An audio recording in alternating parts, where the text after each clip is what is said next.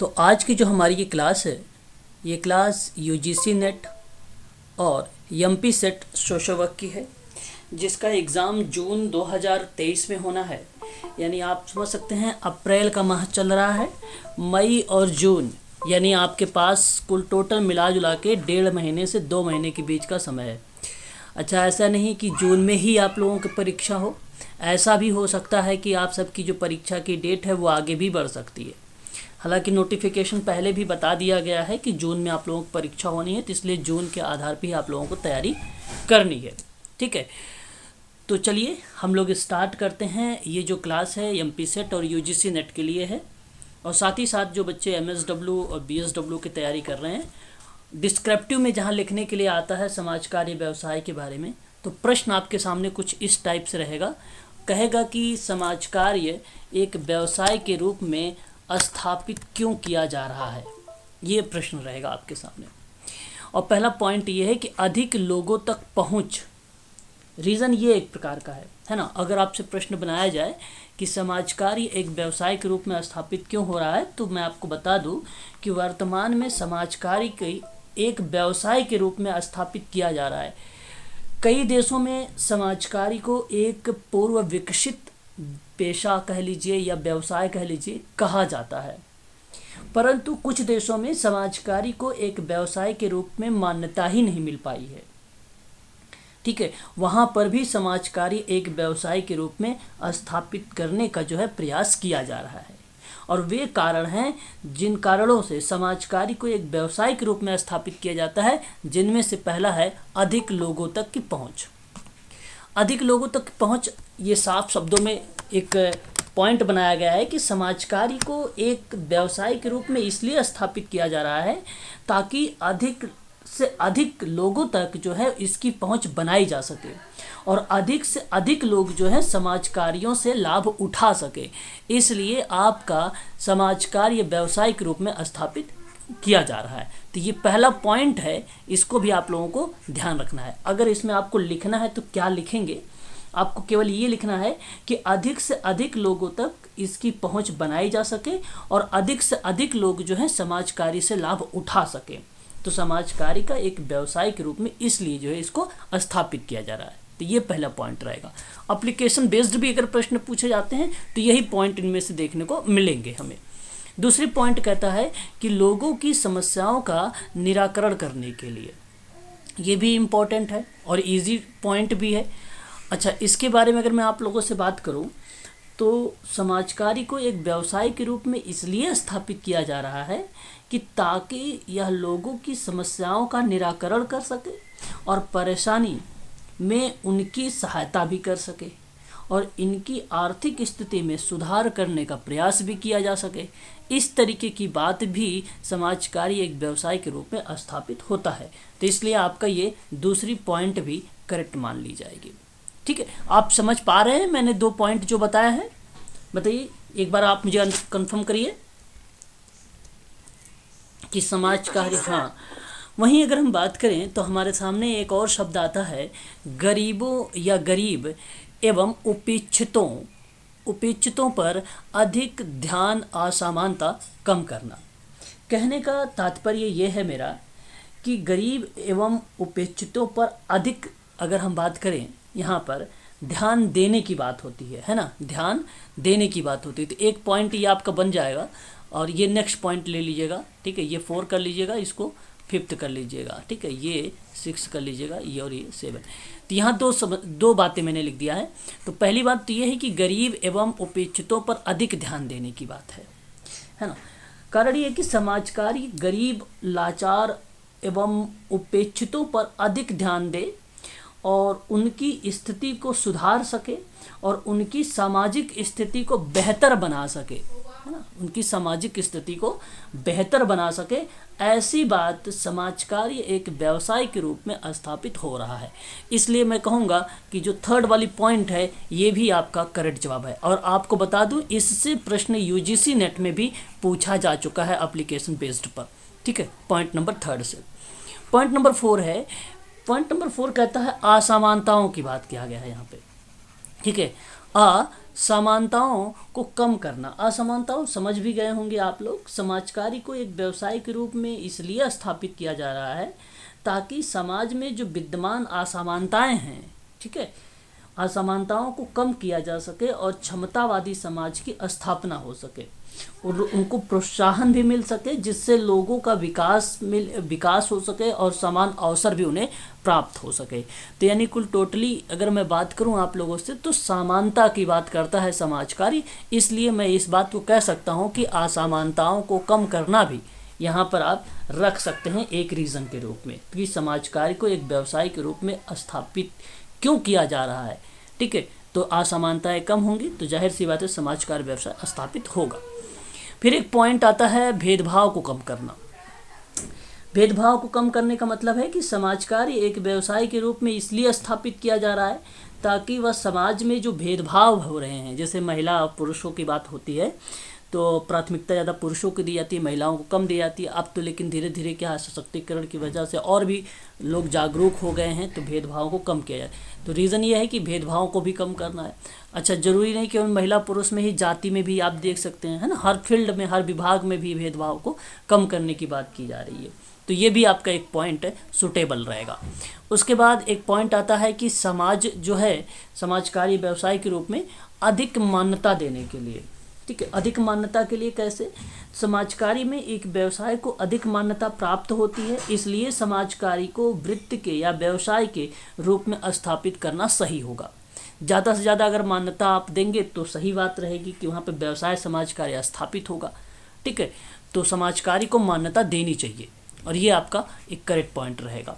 फिर उसके बाद आता है कि योग्य कार्यकर्ताओं को प्रति के काम करने के परिप्रेक्ष्य, मतलब योग्य जो कार्यकर्ताएं होंगे उन कार्यकर्ताओं के प्रति की बात की जा रही है कि समाजकारी को इसलिए भी एक व्यवसाय के रूप में स्थापित किया जाना चाहिए ताकि योग्य जो सोशल वर्कर हैं, जो योग्य सामाजिक कार्यकर्ता हैं, उनको प्राप्त किया जा सके और जो लोगों की सहायता करने में गंभीरता से प्रयास करें, गंभीरता से जो प्रयास करें। तो इसलिए यहाँ पे कार्यकर्ताओं की भी भूमिका हमें देखने को मिलती है।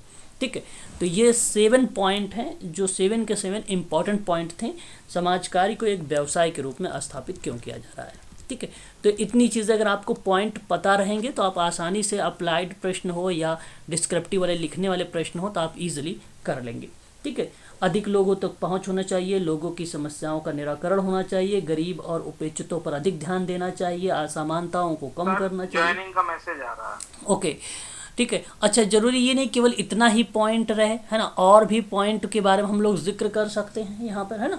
अधिक मान्यता की बात हो, योग्य कार्यकर्ताओं के प्रति के लिए बात हो, है ना, तो और भी चीज़ें, जैसे समान अवसर की बात आपने कर दिया। ठीक है, समाज कार्य में टेक्निक जो भी काम करें, आप किसी तकनीकी वगैरह उपकरण का प्रयोग करें, संसाधनों का प्रयोग करें, तो भी वो एक समाज कार्य व्यवसाय का रूप ले लेता है। ठीक है, चलिए आगे बढ़ते हैं, नेक्स्ट पॉइंट लेते हैं। ठीक है, क्या आप लोग समझ पाए हैं समाज कार्य को एक व्यवसाय के रूप में स्थापित क्यों किया जा रहा है? एक बार कंफर्म कर दीजिए आपसे। हाँ, ध्यान रखेंगे आप सभी लोग। ठीक है, नेक्स्ट बात अगर हम करते हैं तो हमारे सामने एक और पॉइंट आता है। वो पॉइंट है कि भारत में समाजकारी किन मुद्दों पर लक्षित है और समाजकारी के मूल्य किन तथ्यों पर आधारित है। इस बात को समझने से पहले मैं आप लोगों से यहाँ पर 2-3 बातें बता देना चाहता हूँ। ध्यान दीजिएगा आप सभी लोग। समाज कार्य के जो उद्देश्य हैं, ठीक है, बात को समझिएगा। एक समाज कार्य के उद्देश्य हैं। अब समाज कार्य के उद्देश्यों से जब प्रश्न पूछे जाते हैं तो वो आप लोगों से जो है शब्दों में दिए जाते हैं और इनमें आपको मेन जो बिंदु होते हैं उसको आप लोगों को ध्यान रखना चाहिए। जैसे पहली पॉइंट आपको ये ध्यान रखना है समाज कार्य के उद्देश्य में कि निर्धनता का क्या करता है, निर्धनता का उन्मूलन करता है। और उन्मूलन आप सब लोग जानते हैं, यानी एक प्रकार से कम करना, है ना। अच्छा, इसका मतलब क्या होता है समाज कार्य के उद्देश्य में अगर मैं बात करूं तो समाज कार्य एक महत्वपूर्ण उद्देश्य होता है ना, कि निर्धनता को कम करना है। अब समाज कार्य के द्वारा ही, एक बार म्यूट हो जाइएगा, है ना, अगर हम बात करें समाज कार्य के द्वारा ही समाज के निर्धन तथा सुविधा विहीन को लाभ पहुंचाया जाता है, जिससे उनके जीवन स्तर में सुधार हो सके। आप इससे ये भी कह सकते हैं कि गरीबी को कम करने में सहायता मिलती है। तो एक प्रकार से निर्धनता का उन्मूलन करना ये समाज कार्य का उद्देश्य होता है और ये मुख्य में रखा जाता है। आपको जब भी के पेपर में प्रश्न आते हैं तो आप सबसे पहले प्राथमिकता इसी को ही दीजिएगा। नंबर 2 पॉइंट पर बात अगर हम लोग करें दूसरे नंबर पे, तो आप नोट कर लीजिएगा मानवीय कुशल। एक बार म्यूट हो जाइए, देखिए कोई अनम्यूट है जो आवाज़ आ रही है बैकग्राउंड। क्षेम को बढ़ाना जी, हाँ अनुराधा जी एक बार म्यूट हो जाइए।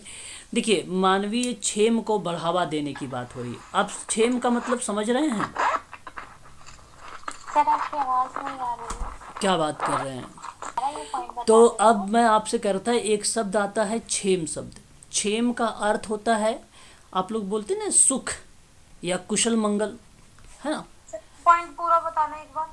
हाँ, पॉइंट है कि मानवीय कुशल क्षेम को बढ़ाना, ठीक है, यानी वेलबीइंग की बात होना या सेफ्टी की बात होना, जो बताता है मानवीय कुशल क्षेम को। तो क्षेम कोई अलग शब्द नहीं है, basically UGC net MP set में आप लोगों से ऐसे शब्द देखने को मिलेंगे, इसलिए मैं यहाँ पर आप लोगों से ऐसे शब्दों का यूज़ कर रहा हूँ, तो इसको आप लोग ध्यान रखेंगे। शब्द है क्या? जी सर, गुजराती शब्द है? नहीं, ये हिंदी ही शब्द है, शुद्ध हिंदी शब्द है। ऐसे में जो है बेसिकली यूज़ किया जाता है यूजीसी नेट वगैरह में ऐसे शब्दों का, है ना।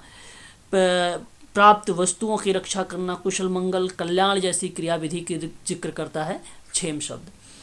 तो अब यहाँ पर आप ध्यान रखेंगे, इसका मतलब अगर हम बात करें तो समाज कार्य का महत्वपूर्ण उद्देश्य यही होता है कि मानवीय कुशल जो क्षमताएं हैं, जो सुख है, उसको बढ़ावा देने की बात करता है। इसलिए आपका ये भी उद्देश्य एक माना जाएगा। यानी हालांकि पता ही है आपको समाज कार्य किस पे आधारित है, आधुनिक व्यवसाय समाज कार्य में तो आपका प्राचीन काल और मध्यकाल दोनों आ जाता है, और जो कि प्राचीन में दान वाली प्रक्रिया थी और मध्यकाल में मानवतावादी थी।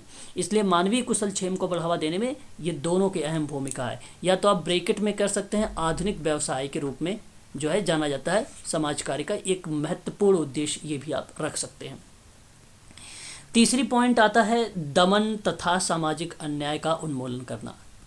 दमन एवं, ध्यान रखेंगे, सामाजिक अन्याय का उन्मूलन करना, ये आपका ध्यान रखना पड़ेगा।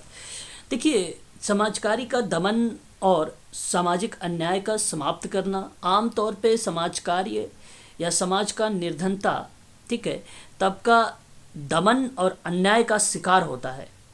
समाज कार्य निर्धन वर्ग की स्थिति को सुधार कर उन्हें दमन एवं शोषण से बचाने का प्रयास करता है ना। और दमन एक ऐसा शब्द है जो आप लोगों ने यूजीसी नेट में खूब देखा होगा। दमन का अर्थ क्या होता है? बलपूर्वक शांत करने को बोला जाता है दमन को, है ना। दमन आप ये भी कह सकते हैं आत्मनियंत्रण जैसी प्रक्रिया को। बेसिकली सब शुद्ध इसका जो यूज़ होता है रिप्रेजेंशन यूज़ होता है ना, दमन शब्द के बारे में। तो यहाँ आप लोग उसको ध्यान रखेंगे सभी लोग, दमन चीज़ों के बारे में, है ना। शोषण इस्तेमाल कर सकते हैं इसके लिए?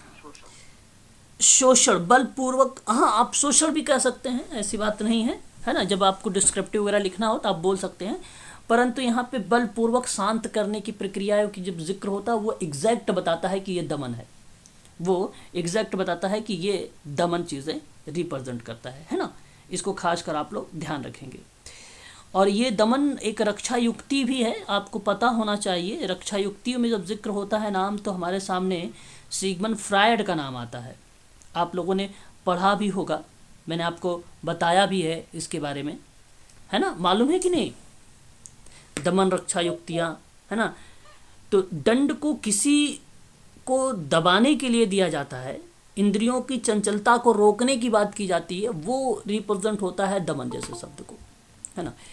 उसके बाद हम बात करते हैं, तो हमारे सामने ये बात पॉइंट समझ में आ गई है सभी लोगों को, तो मैं नेक्स्ट पॉइंट ले। अगर दमन ना समझ में आए तो आप मुझसे पूछ सकते हैं, है ना। दमन तथा सामाजिक अन्याय को उन्मूलन करना, ये बेसिकली बताता है, यानी दमन एवं शोषण से बचाने का प्रयास, जो प्रक्रियाएं होती हैं वो बेसिकली इसमें ही यूज़ होती है, सामाजिक अन्याय को ख़त्म करना या दमन को समाप्त करना।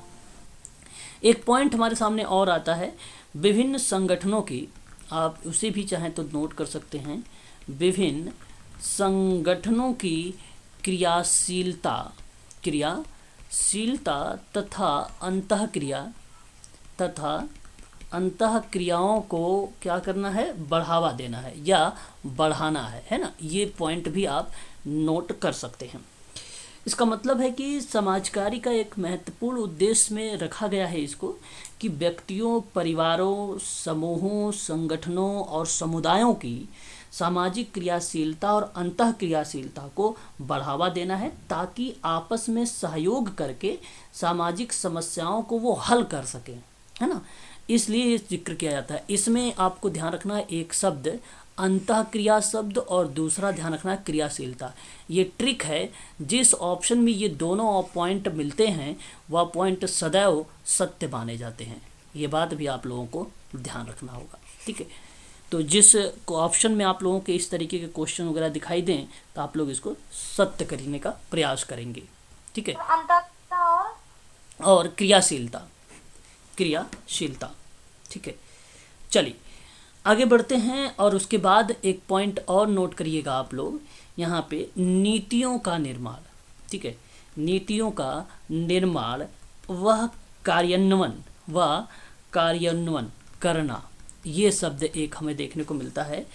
बेसिकली समाज कार्य का उद्देश्य उन सामाजिक नीति, सेवा तथा कार्यक्रमों का निर्माण और क्रियान्वयन करना है जो लोगों की क्षमताओं को विकसित कर सके और उनकी बुनियादी जो ज़रूरतों हैं उनको पूरा किया जा सके। तो इस तरीके से आप यहाँ पर भी देख सकते हैं कि ये समाज कार्य के उद्देश्य में एक मुख्य बिंदु के रूप में उभर कर हमारे सामने आता है, ठीक है। तो ये सारे पॉइंट सही हैं, ठीक है। ये सारे पॉइंट सत्य हैं। आप लोग इसी को बहुत ध्यान से देखिएगा क्योंकि अप्लाइड टाइप के प्रश्न या कूट में जब मिलते हैं हमें तो ये सारे पॉइंट वहाँ पे देखने को मिलते हैं। एक पॉइंट हमारे सामने और मिलता है, नीतियों, सेवाओं तथा संसाधनों, नीतियों, सेवाओं तथा संसाधनों का अनुगमन करना। इसका मतलब अगर हम जिक्र करें मीनिंग में, इसका अर्थ क्या हो सकता है तो ध्यान दीजिएगा आप सभी लोग।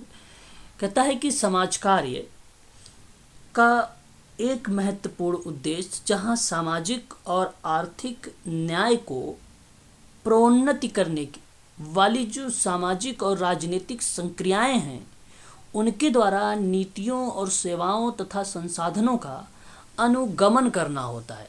कितने लोग जानते हैं अनुगमन का अर्थ? अनुगमन का अर्थ उपयोग करना। बिल्कुल, यहाँ पे जो फॉलो शब्द आता है जिसको हम कहते हैं एक प्रकार से पीछे चलना, या आप ये कह लीजिए सहमरण प्रक्रिया, जो रिप्रेजेंट करता है फॉलो अप को या अनुगमन को। तो कहा गया ये कि नीति हो या सेवा हो या संसाधन हो, ऐसा समाज कार्य का उद्देश्य है कि इन जैसे शब्दों को फॉलो करता है या एक प्रकार से समाज कार्य इन पर आधारित होता है। इसलिए हम ये बात कह सकते हैं कि यह एक प्रकार का उद्देश्य होगा। अनुगमन को इंग्लिश में कहीं कहीं आपको देखेंगे मॉनिटरिंग शब्द आता है, और हिंदी में कहीं कहीं अनुगमन को निगरानी कहा जाता है, तो अनुश्रवण शब्द भी बोला जाता है इसको, ठीक है। तो ध्यान रखेंगे मॉनिटरिंग शब्द जो होता है अनुगमन के लिए रिप्रेजेंट होता है, ठीक है। उसके बाद हमारे सामने आता है एक पॉइंट और, जिसे हम लोग कहते हैं शोध, ज्ञान तथा कौशल या कौशलों को विकसित करना, है ना। ये बात तो आप सबको भली भांति तरीके से पता होगा। इसका मतलब अगर है कि समाज कार्य का जो एक उद्देश्य के रूप में ये आया है, समाज कार्य व्यवहार को प्रोन्नत करने वाला शोध है, ज्ञान तथा कौशलों को विकसित करना है और उनका उपयोग करना है। मतलब ज्ञान को बढ़ावा देना है, शोध को बढ़ावा देना है, स्किल को विकसित करना है। जब इस तरीके की प्रक्रिया को उपयोग में लाया जाता है तो वह एक प्रकार से समाज कार्य का उद्देश्य बन जाता है, ठीक है। ये इतनी बात याद रहेगी आप लोगों को समाज कार्य के उद्देश्य में। आगे अगर हाँ अगर हम आगे बात करें तो हमारे सामने एक और पॉइंट आता है कि व्यवहार को विकसित करना। किसको? व्यवहार को विकसित करना एक और पॉइंट आता है। और व्यवहार को विकसित करने में बात करें अगर हम लोग, तो समाज कार्य का एक महत्वपूर्ण उद्देश्य ये है कि इसके व्यवहार को विकसित करने के साथ साथ व्यवहार को प्रयुक्त करना भी समाज कार्य का उद्देश्य है। और प्रयुक्त का मतलब क्या होता है? इम्प्लीमेंट करना एक प्रकार से, है ना, उसको व्यवहारिकता के रूप में लाना, ये भी एक प्रकार का उद्देश्य बन जाता है। बेसिकली अगर हम बात करें भौतिक संसाधन या भौतिक सहायता करना भी आपका क्या कहलाता है? समाज कार्य का उद्देश्य कहलाता है। और समायोजन स्थापित करने में सहायता करना, समायोजन कह लीजिए, स्थापित करने में सहायता करना, ये भी एक उद्देश्य बन जाता है। और एक मानसिक समस्या का समाधान करना, आप लोगों ने ऑप्शन में देखा भी होगा, मानसिक समस्या का समाधान करना भी इसका उद्देश्य बन जाता है। और एक आपका बन जाता है निर्बल जो वर्ग हैं, जो निर्बल वर्ग मतलब आप समझ ही रहे होंगे, निर्धन वाले, निर्बल वर्ग के लोगों को जीवन के जो है लोगों को अच्छे जीवन स्तर की सुविधा उपलब्ध कराने की बात करता है। तो ये भी आपका उद्देश्य बन जाता है। ये जो 4 मैंने अभी भी बताए हैं लास्ट के, भौतिक संसाधन और फिर समायोजन स्थापित करना, मानसिक समस्याओं के बारे में जिक्र जो है समस्या का समाधान करना, निर्बल वर्गों के लोगों को अच्छे जीवन स्तर की सुविधा देना, ठीक है, ये 4 बेसिकली ब्राउन का एक नाम आता है, ब्राउन विद्वान है। ब्राउन ने समाज कार्य के इन 4 उद्देश्यों का उल्लेख किया है, ब्राउन ने, ठीक है, 4 उद्देश्यों के बारे में जिक्र किया है।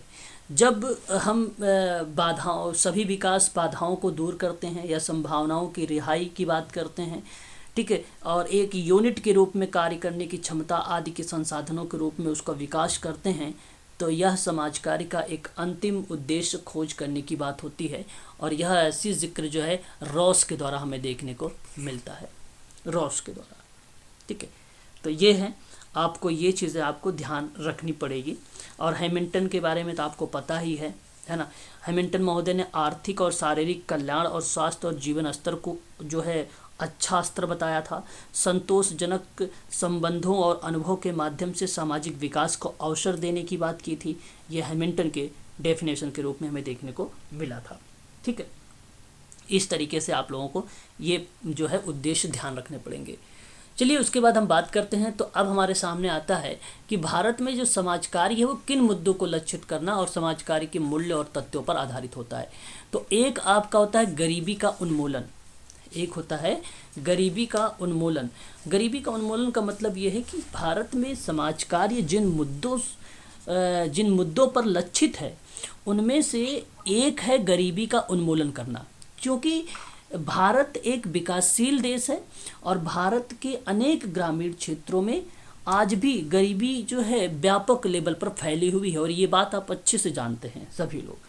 और इसी तथ्य को देखते हुए भारत में समाज कार्य गरीबी को कम करने का प्रयास किया जा रहा है, जो यह एक प्रकार से भारत में समाज कार्य का मुद्दा बनाया गया और इन्हीं मूल्य और इन्हीं तथ्यों पर यह आधारित भी रहा है। इसलिए मैं आपसे कहूँगा कि ये पॉइंट को आप हमेशा प्राथमिकता दीजिएगा समाज कार्य में, ठीक है।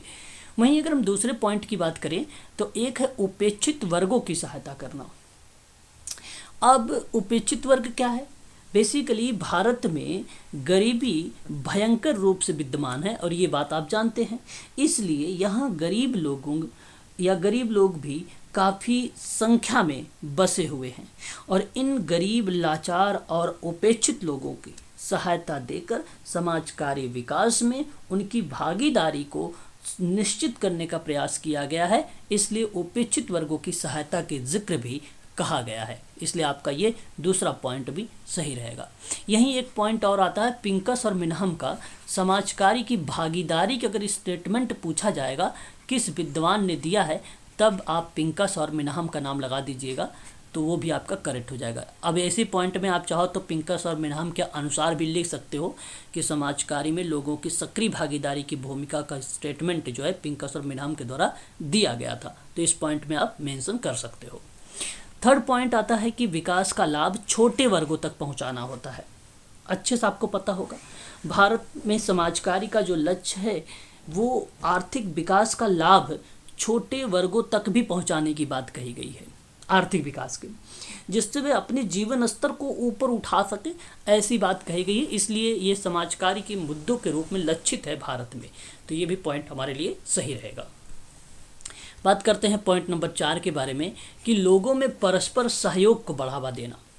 मतलब भारत में समाज कार्य का एक लक्ष्य यह भी है कि समाज कार्यों के द्वारा लोगों में परस्पर सहयोग को बढ़ाया जाए, जिससे लोग मिलजुल कर अपने कार्यों को कर सकें और समस्या का निराकरण कर सकें। इसलिए आपका ये भी पॉइंट फिर सत्य रहेगा।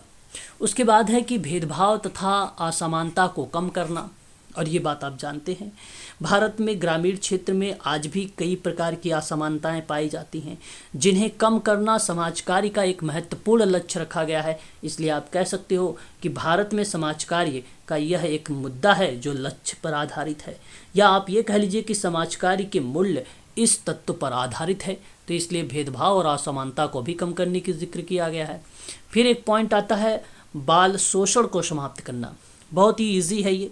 भारत में समाज कार्य बाल शोषण जैसे मुद्दों पर लक्षित है। आप लोगों में से जानते हैं अनुच्छेद 24 भारतीय संविधान में अनुच्छेद 24 क्या कहता है आपसे? सर, कारखानों में या जो किन जगहों पे बच्चों का कार्य करने पे निषेध। बिल्कुल, बहुत बढ़िया जवाब। आप ध्यान रखेंगे यहाँ एक आर्टिकल आता है 24, जहाँ आपको बताता है कि 14 वर्ष से कम, ये बात आप ध्यान रखें क्योंकि ऑप्शन में 14 वर्ष अवश्य लिखा रहेगा, और यदि यह प्रश्न के रूप में आएगा तो प्रश्न में 14 वर्ष अवश्य लिखा रहेगा। तो 14 वर्ष से कम उम्र के बच्चों को किसी कारखाना या खान में काम करने के लिए नियोजित नहीं किया जाएगा, या आप ये कह लीजिए कि किसी अन्य परिसंकटमय नियोजन में नहीं लगाया जाएगा, या पूर्णतः रूप से क्या माना जाता है? निषेध माना जाता है। तो इस बात को आप लोग खासकर ध्यान रखेंगे अनुच्छेद 24 के बारे में, ठीक है। तो ये भी जिक्र करता है आपका बाल शोषण को समाप्त करने वाले जैसे शब्दों में भी आप अनुच्छेद को भी मेंशन करके आगे बढ़ा सकते हैं पॉइंट को। फिर हमारे सामने एक पॉइंट और आता है 7 नंबर का, वो है निराश्रितता पर ध्यान देना। देखो, सॉरी सर, एक बार अनुच्छेद नंबर बताएंगे प्लीज? हाँ, अनुच्छेद नंबर 26 नहीं 24 अनुच्छेद जो आपका है, हाँ, अनुच्छेद 24 है। और अनुच्छेद 24 आपसे क्या बोलता है, इस चीज़ को आप लोग खास कर ध्यान रखेंगे। ये कहता है कि 14 वर्ष से कम उम्र के बच्चों को, ठीक है, ध्यान रखेंगे, किसी कारखाना या आप ये कह लीजिए खान में काम करने के लिए, ठीक है, काम करने के लिए नियोजित नहीं करता है। बस इस बात को आप खासकर ध्यान रखेंगे, अनुच्छेद 24। या आप ये भी कह सकते हैं कि किसी अन्य परिसंकटमय नियोजन में नहीं लगाया जाएगा, और यह प्रक्रिया आप जानते हैं पूर्णतः निषेध मानी गई है, ठीक है। अच्छा, हम बात कर रहे थे आगे पॉइंट पर नेक्स्ट, तो इस चीज़ को आप लोग ध्यान रखिएगा। पॉइंट नंबर 7 कहता है निराश्रितों, या आप ये कहिए निराश्रितों पर जो है ध्यान देने के बारे में जिक्र होता है। अब ध्यान से सुनिए, भारत में समाज कार्य जो है निराश्रित व्यक्तियों पर भी ध्यान केंद्रित करता है। समाज कार्य जो है निराश्रितों के आवास उपलब्ध कराने का भी प्रयास करता है। आप लोग जानते हैं निराश्रितों का अर्थ क्या है, बता सकते हैं? निराश्रितों का अगर मैं अर्थ पूछूं या निराश्रित का अर्थ पूछूं तो आप बता सकते हैं? जिसका कोई सहारा ना हो, बेसहारा, है ना, करेक्ट। तो हम लोग ऐसे शब्दों, हाँ ठीक है, तो हम इस तरीके के जो शब्द हैं, जो जैसे गरीब जिस दूसरों की सहायता की आवश्यकता हो, है ना, हम ऐसे शब्दों को रिप्रेजेंट करने लगते हैं निराश्रित वाले शब्द में। तो इन्हीं तथ्यों पर समाज कार्य का जो है मूल्य आधारित था। और आपको बता दूं, इसी के अंतर्गत ये 3 पॉइंट आते हैं, इन 3 पॉइंट को आप ध्यान रखिएगा, है ना। जैसे अगर मैं बात करूं, ये 3 पॉइंट कौन कौन से हैं? एक पॉइंट आपका ये आता है कि समानता के प्रति आदर करना, दूसरा पॉइंट आपका आता है योग्यता, और तीसरा पॉइंट आपका आता है प्रतिष्ठा। अब इनके बारे में एक एक थोड़ा सा समझिए। जब आपको ये पता हो चुका कि व्यक्तियों पर ध्यान केंद्रित करने की बात होती है समाज कार्य में भारत में, तो जो समानता के प्रति आदर है यह एक महत्वपूर्ण एलिमेंट है, यह एक महत्वपूर्ण तत्व है जो कहता है कि समाज कार्य के मूल्य पर आधारित और समाज कार्य सभी के प्रति समानता का महत्व देना जो बताता है समानता के प्रति आदर। तो सभी के प्रति जो है समानता का महत्व पर बल देता है अगर कोई, तो वो आपका इस पॉइंट को रिप्रेजेंट करता है समानता के प्रति आदर का। दूसरा शब्द है योग्यता। जिस दूसरे महत्वपूर्ण तत्व पर अगर हम बात करें तो समाज कार्य के मूल्य जो है आधारित हैं इस पर भी, और वह है कि जन की योग्यता। यहाँ अगर हम बात करें योग्यता तो बात की गई है जन की योग्यता। किसकी योग्यता? जन की योग्यता, ठीक है। और जन का मतलब होता है लोग, है ना, ये बात जानते हैं आप लोग। तो समाज कार्य जन की योग्यता पर पर्याप्त ध्यान देता है, इसलिए ये भी पॉइंट आपका करेक्ट हो जाएगा। फिर उसके बाद अगर हम बात करें तो एक शब्द आता है प्रतिष्ठा। ये तीसरा महत्वपूर्ण तत्व है जिस पर समाज कार्य का मूल्य आधारित है।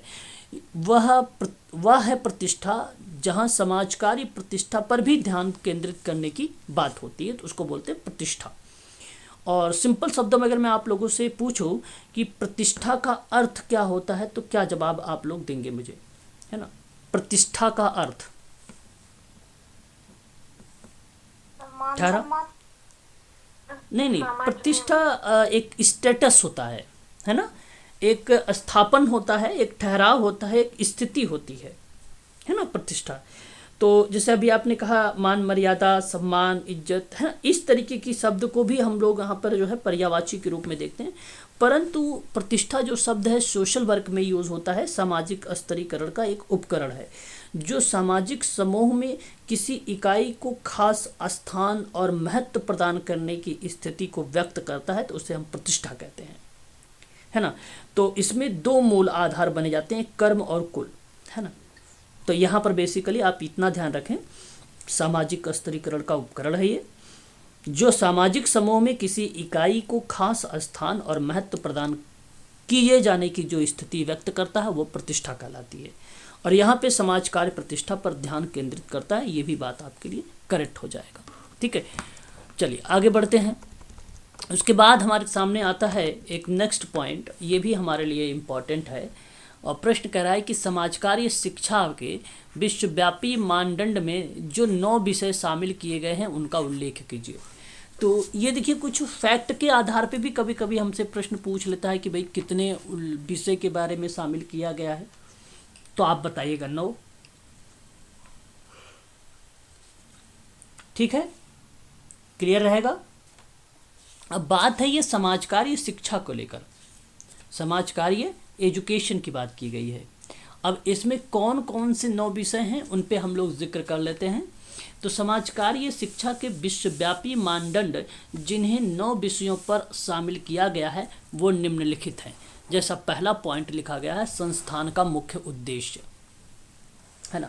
विश्वव्यापी मानदंड में सबसे पहला विषय यही है कि संस्थान का मुख्य उद्देश्य क्या होगा, और इसमें संस्थान के मुख्य उद्देश्य क्या हैं इसका निर्धारण किया जाता है और उन उद्देश्यों को प्राप्त करने का प्रयास किया जाता है। इसलिए ये कहा जाता है कि समाज कार्य की शिक्षा में जो विश्वव्यापी 9 विषयों को शामिल किए गए हैं मानदंड के रूप में, जिसमें से यह सर्वोच्च माना जाता है संस्थान का उद्देश्य को। नंबर 2 पॉइंट पे है कि कार्यक्रम के उद्देश्य और परिणाम के बारे में जिक्र किया गया है। जो भी कार्यक्रम बनाया जाएगा उसका उद्देश्य क्या होगा, कार्यक्रम किन लक्ष्यों को प्राप्त करने का प्रयास करेगा और इसका परिणाम क्या होगा, इत्यादि बातों का निर्धारण इसी के अंतर्गत रखा जाता है। तो इसलिए कहा जाता है कि कार्यक्रम के उद्देश्य और परिणाम भी शामिल रखे गए हैं। तीसरा पॉइंट है कार्यक्रम का पाठ्यक्रम। कार्यक्रम का पाठ्यक्रम किस प्रकार का है, उसमें कौन कौन सी बातों को शामिल किया गया है, इन चीज़ों के बारे में जिक्र करता है आपसे। पॉइंट नंबर 4 है मुख्य पाठ्यक्रम क्या हो सकता है। वह पाठ्यक्रम जो पढ़ाया जाता है उसको मुख्य पाठ्यक्रम के अंतर्गत रखा गया है समाज कार्य में या समाज कार्य की शिक्षा में, ठीक है। तो ध्यान रखेंगे ये मुख्य पाठ्यक्रम क्या होता है, पाठ्यक्रम जो पढ़ाया जाता है। नेक्स्ट पॉइंट पर बात करते हैं तो हमारे सामने आता है प्रशिक्षित कर्मचारी। अब प्रशिक्षित कर्मचारी क्या होते हैं, इसके अंतर्गत जो है कर्मचारियों को प्रशिक्षित करने पर ध्यान केंद्रित किया जाता है, ये पॉइंट सही रहेगा। और फिर उसके बाद आता है समाज कार्य का क्षेत्र। वे छात्र जो समाज कार्य में अध्ययन करना चाहते हैं या जिनकी रुचि समाज कार्य में है, उसको रिप्रेजेंट करता है समाज कार्य शिक्षा के विश्वव्यापी मानदंड, जिनमें से 9 विषयों में से एक विषय को ये भी रखा गया है समाज कार्य का क्षेत्र को भी।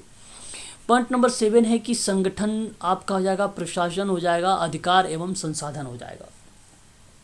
देखिए ये आपको 7वां महत्वपूर्ण विषय है ये आपका, और इसके अंतर्गत अगर हम बात करें तो संगठन, प्रशासन, अधिकार और संसाधन, इन तीनों चीज़ों को, 4 चीज़ों को आप क्रम में याद रखिएगा। यूजीसी नेट में आप लोगों से क्रम भी पूछा जा सकता है ना, ध्यान रखेंगे। संगठन, प्रशासन, अधिकार एवं संसाधन। अब बताइए एक बार कि यहाँ आप लोगों को समझ में आ गया है सारी बातें? एक बार कंफर्म करिए, फिर मैं आगे बात करता हूँ। संगठन क्या है, प्रशासन, संगठन की परिभाषा वगैरह तो आपको पता ही होगी। यदि नहीं पता है तो आप कहो तो मैं एक बार आपको बता दूं कि संगठन की परिभाषा क्या है। जी सर, एक बार प्लीज। देखिए संगठन की परिभाषा मैडम, एक संघ होता है, संगठन को एक संघ कहा जाता है। आप ये कह लीजिए एसोसिएशन कह लीजिए या तो ऑर्गेनाइजेशन कह लीजिए।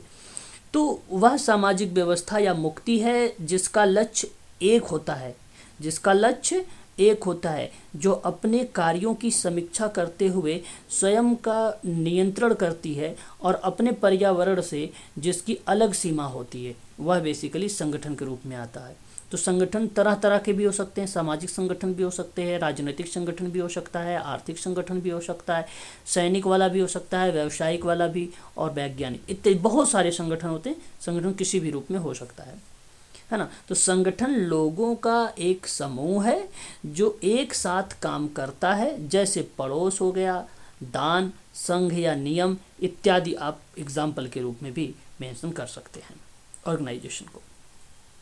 ठीक है, क्लियर हो गया संगठन? तो फिर मैं आगे बताऊं। जी सर, जी सर। प्रशासन एक शब्द है।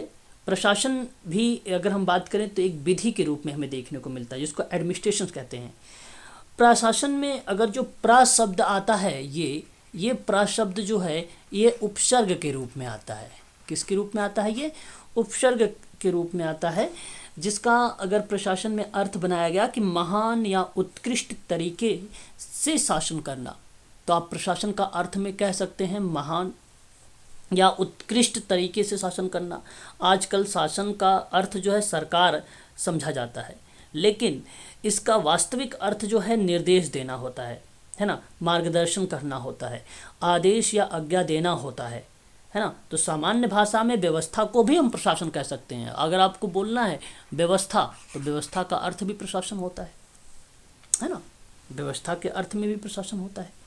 तो ये बात आपको ध्यान। अब जो प्रशासन होता है वो 2 टाइप के होते हैं, एक तो व्यापक लेवल पे होता है और एक संकुचित लेवल पर होता है। क्लियर? बताइए, ये प्रशासन होता है। उसके बाद हमारे सामने एक और शब्द आता है अधिकार, है ना। अब अधिकार मतलब राइट्स होते हैं भाई। अगर अधिकार समाज द्वारा, देखिए मैं हमेशा जो भी पॉइंट आप लोगों को पढ़ा रहा हूँ या जो भी चीज़ें बता रहा हूँ वो हमेशा समाज को ही रिलेट करके बता रहा हूँ, क्योंकि सोशल वर्क में समाज से ही प्रश्न बनाए जाते हैं।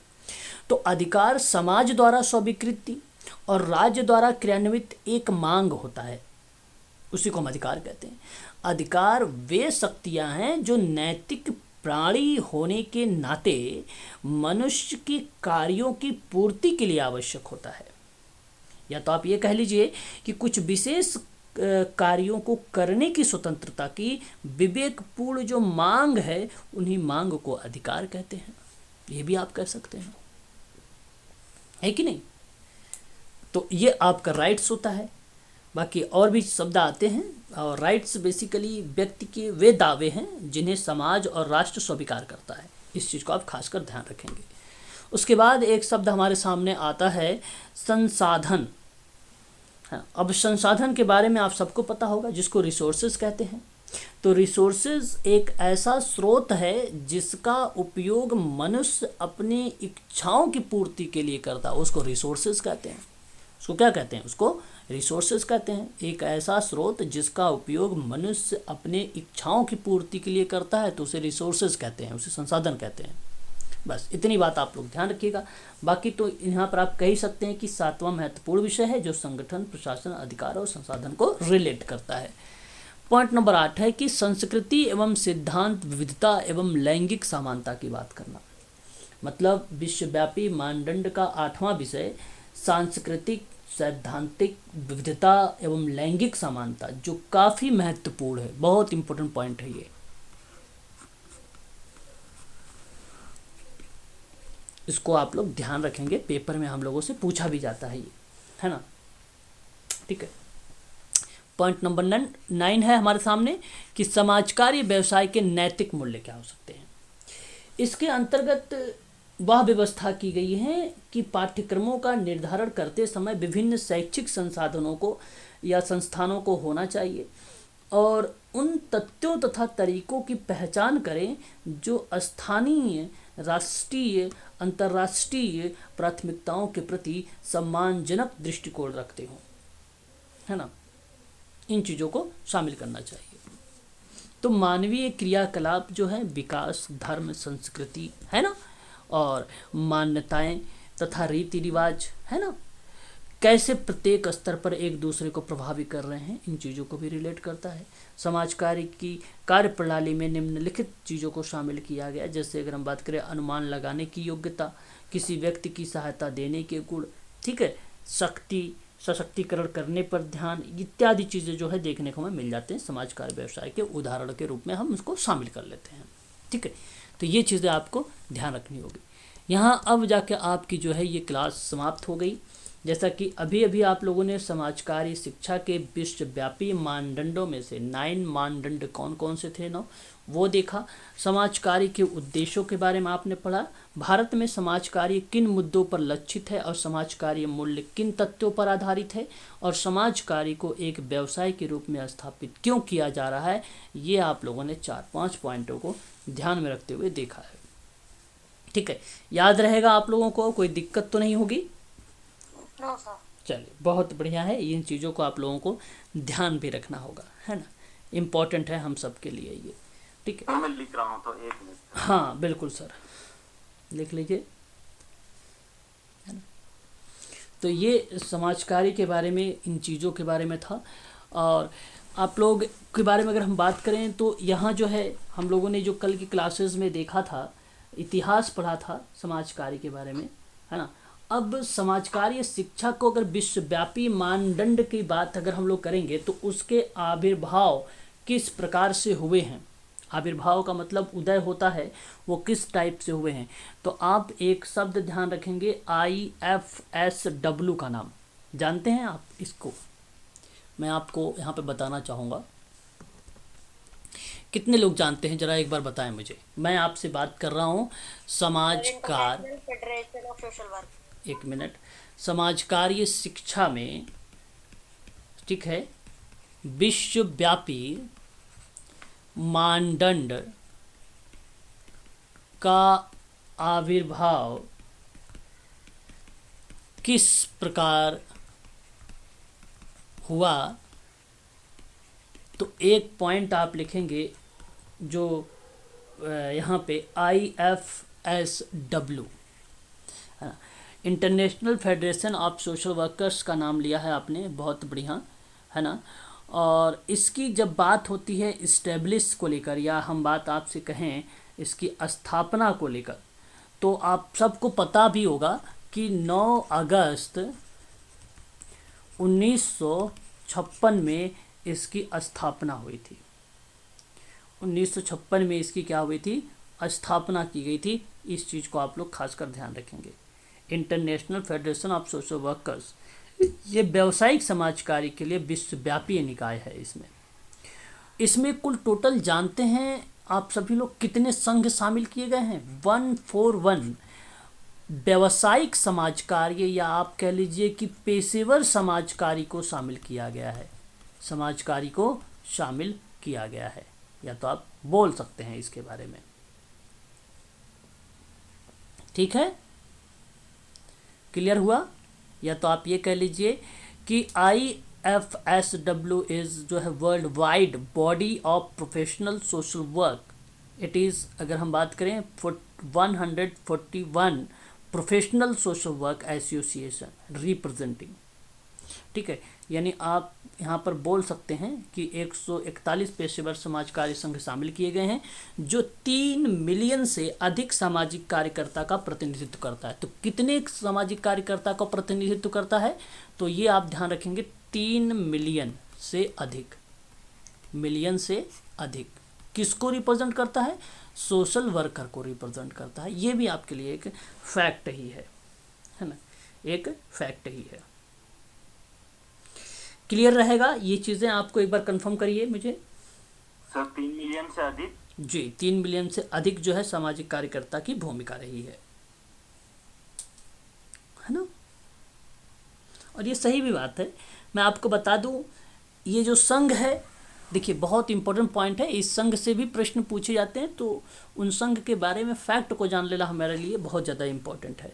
तो ये जो संघ है, इसके राष्ट्रीय सदस्य सामाजिक न्याय, राष्ट्रीय सदस्य सामाजिक न्याय, मानवाधिकारों तथा समावेशी सतत सामाजिक विकास के लिए समाज कार्य के सर्वोत्तम अभ्यास और अंतर्राष्ट्रीय सहयोग में जुड़ाव को बढ़ावा देने के लिए जो प्रयास किया जाता है वो IFSW में किया जाता है। ठीक है, इसको आपको ध्यान रखना होगा। इतनी बात क्लियर हो गई? आप लोग मुझे बताएं। सर एक बार रिपीट करना। जी, सामाजिक न्याय, मानवाधिकार। हाँ, सामाजिक न्याय, मानवाधिकार, और इसके अंतर्गत हमारे सामने एक और शब्द आता है, सामाजिक न्याय मानव समावेशी शब्द, उस चीज़ को ध्यान रखना है। एक और शब्द आता है हमारे सामने, सतत सामाजिक विकास, जहाँ समाज कार्य के सर्वोत्तम अभ्यास पर आधारित माना जाता है। ठीक है, ठीक है सर। चलिए हम आगे बात करते हैं नेक्स्ट पॉइंट पर। ये आपका हो गया क्लियर।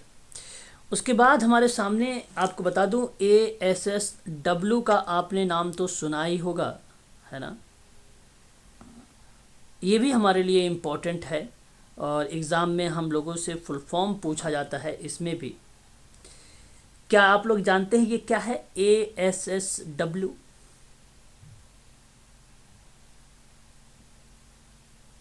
चलिए देखिए, कहीं इसी को कहीं कहीं बोला जाता है, मैं आपको नोट कर देता हूं यहाँ पे।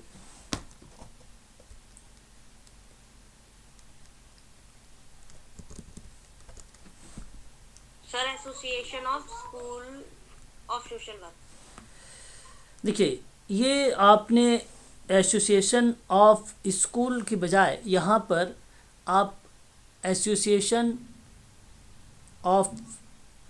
ऑफ ध्यान रखेंगे, of student and social work. तो ये चीज़ आपको ध्यान रखना है। यहाँ पर मैं आपको इसके बारे में बता रहा हूँ, ध्यान से मेरी बातों को थोड़ा सा सुनिएगा आप लोग, है ना। और ये वो प्रक्रिया है जो आप लोगों ने देखा भी होगा, NAPSWI के बारे में जानते हैं ये क्या है? बहुत इंपॉर्टेंट शब्द है ये। National association professional social work of India. हाँ, इन इंडिया 2005 की है, ये इस्टेब्लिश हुई थी।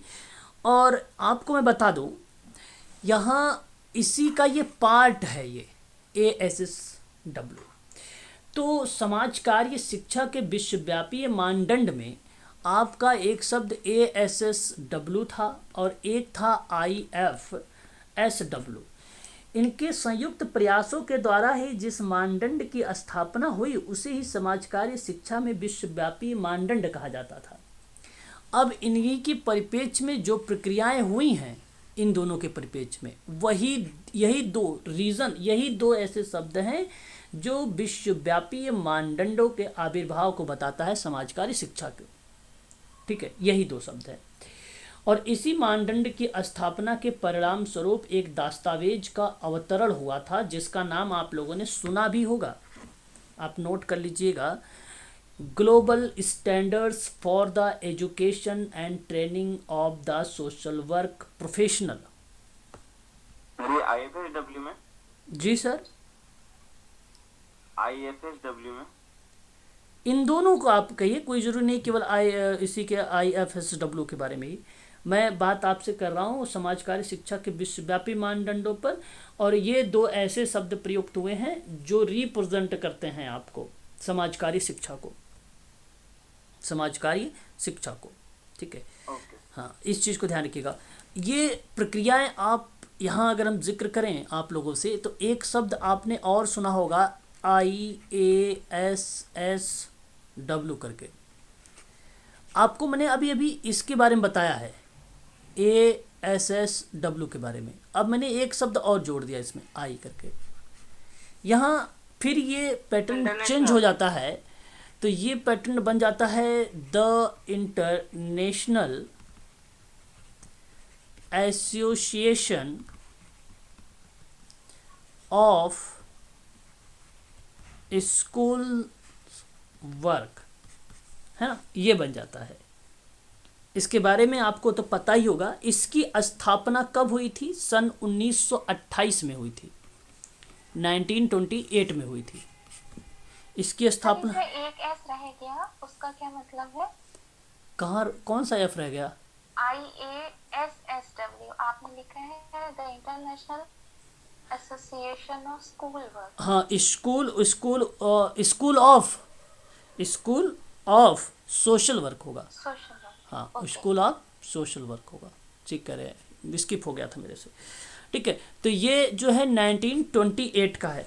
ठीक है, ये 1928 का बहुत इम्पोर्टेंट शब्द यहाँ पर ये है एक, और बहुत इम्पोर्टेंट एक शब्द ये है जो 2005 का है, और बहुत इम्पोर्टेंट शब्द एक ये है जो 9 अगस्त 1900 बताइए 1956।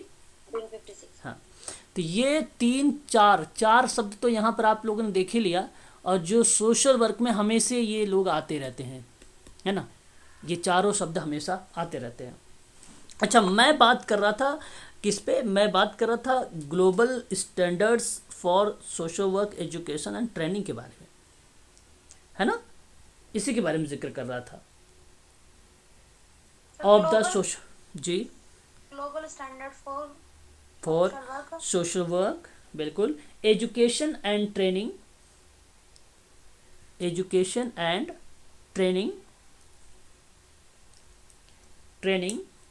Of the social work professional.